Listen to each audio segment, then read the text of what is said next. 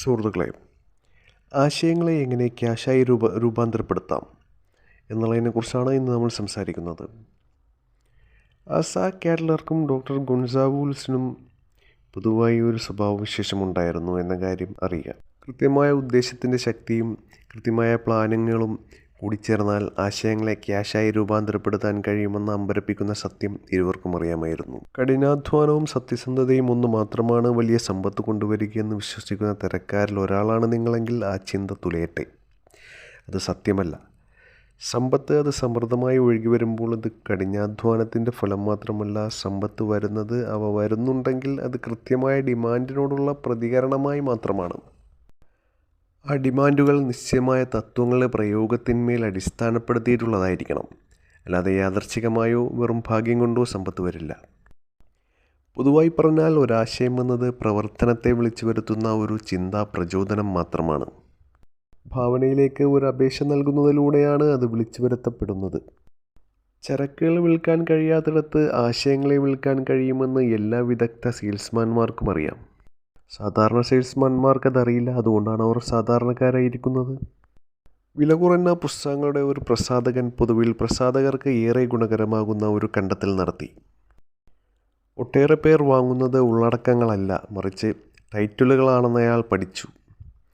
വിറ്റുപോകാതിരുന്ന ഒരു പുസ്തകത്തിൻ്റെ പേര് മാത്രമാണ് എഴുതിയതുവഴി അയാൾ ആ പുസ്തകത്തിൻ്റെ വിൽപ്പനയെ 1 ദശലക്ഷം കോപ്പിക്ക് മുകളിലേക്ക് ഉയർത്തി.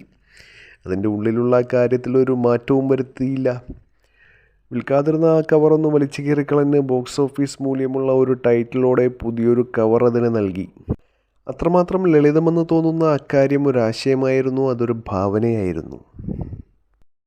ഏതുപോലെ തമ്പനെയിൽ കൊണ്ട് യൂട്യൂബ് വീഡിയോ ക്ലിക്കാവുന്നത് പോലെ. ആശയങ്ങൾക്കൊരു സ്റ്റാൻഡേർഡ് വിലയില്ല. ആശയങ്ങളുടെ സൃഷ്ടാക്കൾ അവരുടേതായ വിലയിടുന്നു. അയാൾ സമർത്ഥനാണെങ്കിൽ അയാൾക്കത് കിട്ടുകയും ചെയ്യുന്നു.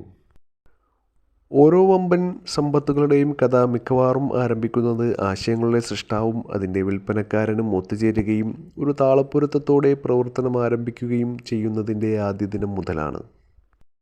കാർണേഗി തനിക്ക് ചുറ്റുമായി തനിക്ക് ചെയ്യാൻ പറ്റാത്തതെല്ലാം ചെയ്യാൻ കഴിയുന്ന ആളുകളെ അണിനിരത്തി.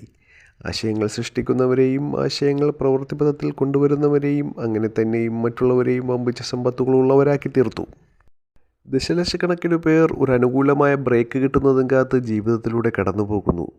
ഒരുപക്ഷെ ഒരു അനുകൂലമായ ബ്രേക്ക് വഴി ഒരവസരം കിട്ടിയെന്നിരിക്കാം. പക്ഷേ ഏറ്റവും സുരക്ഷിതമായ പ്ലാൻ ഭാഗ്യത്തിന്മേൽ ആശ്രയിക്കാതിരിക്കുക എന്നുള്ളതാണ്. നെപ്പോളിയൻ ഹില്ല് പറയുന്നു, അദ്ദേഹത്തിന് ഒരു അനുകൂലമായ ബ്രേക്ക് കിട്ടാനായിട്ട് 25 വർഷക്കാലത്തെ ദൃഢനിശ്ചയത്തോടെയുള്ള പരിശ്രമം നടത്തിയ ശേഷമാണ് അതൊരു ആസ്തിയായി മാറിയത്.